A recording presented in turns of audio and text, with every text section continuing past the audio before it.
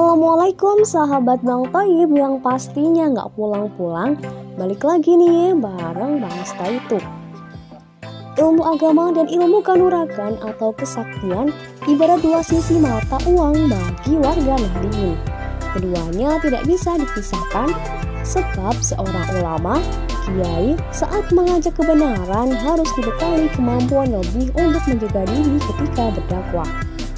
Berikut Bang Staituk merangkum kisah-kisah kiai legendaris NU yang dikenal memiliki kesaktian mandraguna. Dan jangan lupa bagi kamu yang belum subscribe agar subscribe, like, dan komen, lalu share ke media sosial kamu agar teman-teman kamu tahu apa yang kamu tahu. Selamat menonton. Ila hadratin Nabi Mustafa Muhammadin sallallahu alaihi wasallam. Al-Fatihah. 1. Gus Maksum Jauhari. Bagi warga Nahdliyin, nama Kiai Maksum Jauhari atau Gus Maksum, pengaruh Pondok Pesantren Lirboyo, Kediri, Jawa Timur, selain dikenal sebagai kiai juga dikenal sebagai pendekar. Sebab selain pandai mengaji kitab kuning, kiai nyentrik tersebut juga ahli dalam seni bela diri atau silat. Semasa kecil, Gus Maksum tidak hanya diisi dengan rutinitas mengaji, namun dia juga gemar mengembara ke berbagai di daerah Pulau Jawa untuk berguru ilmu silat. Dari hasil pengembaraannya itulah beliau di masa dewasanya tampil menjadi pendekar legendaris di kalangan NU. Penampilan Kiai NU ini terbilang nyentrik, berambut gondrong, jenggot dan kumis panjang, bersarung setinggi lutut, memakai bakyat, berpakaian seadanya dan tidak makan nasi.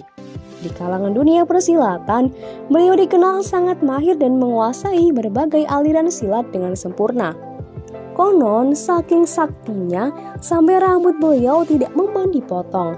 Mulutnya bisa menyemburkan api, mahir menaklukkan jin, mampu melemparkan sapi seperti melemparkan sandal, tidak mempan disantet, tidak mempan senjata tajam, dan lain sebagainya. Gus Maksum wafat di Kanigoro pada 12 Januari 2003. Jenazahnya dimakamkan di pemakaman keluarga sebelah barat Masjid Lama Ponpes Lirboyo. Kiai yang lahir di Kanigoro Kras Kediri pada 8 Agustus 1944 itu juga merupakan pendiri perguruan silat NU Pagar Nusa yang kini semakin banyak anggotanya di seluruh Indonesia. Cakraningrat, jangan mengorbankan manusia-manusia yang tidak bersalah, karena kau mempertahankan keyakinanmu. 2. Kiai Abbas Buntet Cirebon. Tokoh sentral NU lainnya yang dikenal sakti adalah Kiai Abbas Buntet. Pengasuh Pondok Pesantren Buntet Cirebon itu selain mengajarkan kitab kuning, juga mengobarkan semangat perjuangan mengusir penjajah Belanda. Kiai Abbas adalah putra sulung Kiai Abdul Jamil yang dilahirkan pada hari Jumat 24 Dzulhijjah 1300 Hijriah atau 25 Oktober 1800 Masehi di Desa Pekalangan, Cirebon. Sedangkan Kiai Abdul Jamil adalah putra dari Kiai Mutaat yang tak lain adalah menantu pendiri pesantren Buntet, yakni Mbah Muqoyyim, salah seorang mufti di Kesultanan Cirebon. Bermodal ilmu pengetahuan yang diperoleh dari berbagai pesantren di Jawa, kemudian dipermatang lagi dengan keilmuan yang dipelajari dari Mekah, serta upayanya mengikuti perkembangan pemikiran Islam yang terjadi di Timur Tengah pada umumnya. Maka mulailah Kiai Abbas memegang tampuk pimpinan pesantren Buntet. Dalam tradisi pesantren, selain dikenal dengan tradisi ilmu kitab kuning, juga dikenal dengan tradisi ilmu kanuragan atau ilmu bela diri. Keduanya wajib dipelajari, apalagi dalam menjalankan misi dakwah dan berjuang melawan penjahat dan penjajah. Kehadiran ilmu kanuragan menjadi sebuah keharusan.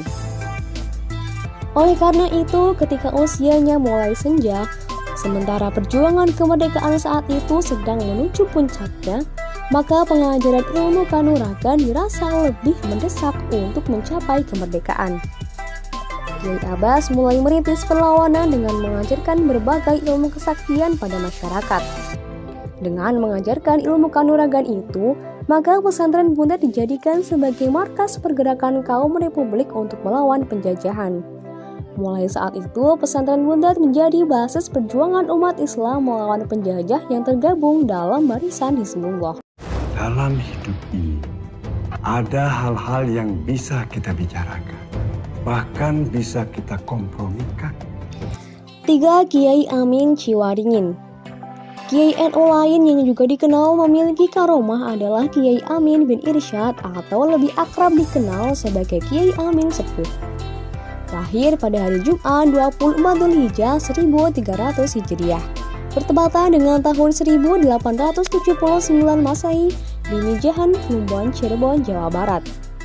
Konon, Kiai Amin termasuk Ahlul Bait dari silsilah Syekh Syarif Hidayatullah. Seperti tradisi kiai-kiai NU lainnya, semasa kecil dia juga belajar ilmu agama dari satu pondok pesantren ke pesantren lainnya. Selain belajar ilmu agama, dia juga belajar ilmu kanuragan dari bapaknya sendiri. Kiai Irsyad yang wafat di Mekah, kemudian setelah dirasa cukup menguasai dasar-dasar ilmu agama dan ilmu kanuragan dari sang ayah, beliau dipindahkan ke pesantren Sukasari, Pleret, Cirebon di bawah asuhan Kiai Nasuha. Selain dikenal sebagai ulama, Kiai Amin juga dikenal sebagai pendekar yang menguasai ilmu bela diri dan kanuragan. Ada kisah di kalangan warga Ciwaringin dalam pertempuran 10 November 1945 di Surabaya. Kiai Amin dan ulama lain di Cirebon ikut mengirim laskar ke Surabaya. Bahkan Kiai Amin sendiri ikut berangkat serta turut mengusahakan pendanaan untuk biaya keberangkatan. Kiai Amin ini bagi warga Nahdliyin sangat legendaris. Konon dalam perang di Surabaya itu dia tidak mempersenjata maupun peluru saat bertempur. Bahkan dia juga dikabarkan tidak mati meskipun dilempar bom sebanyak 8 kali. Pak Harto itu orang pinter loh. Jasanya bagi bangsa ini besar sekali walaupun dosanya juga besar. 4. Karomah Gus Dur.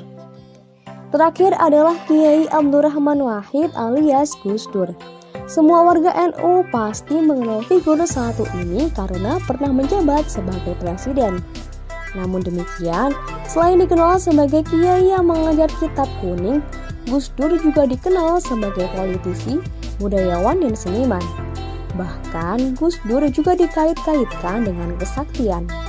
Dalam berbagai cerita, Gus Dur disebut-sebut memiliki karomah. Salah satunya diceritakan Khairul, sopir pribadi Gus Dur. Kisah kesaktian Gus Dur ini dialami waktu di jalan raya. Suatu ketika, ia sedang berada di Majenang, Cilacap, mengantar Gus Dur dan beberapa orang anggota rombongan dalam 2 mobil.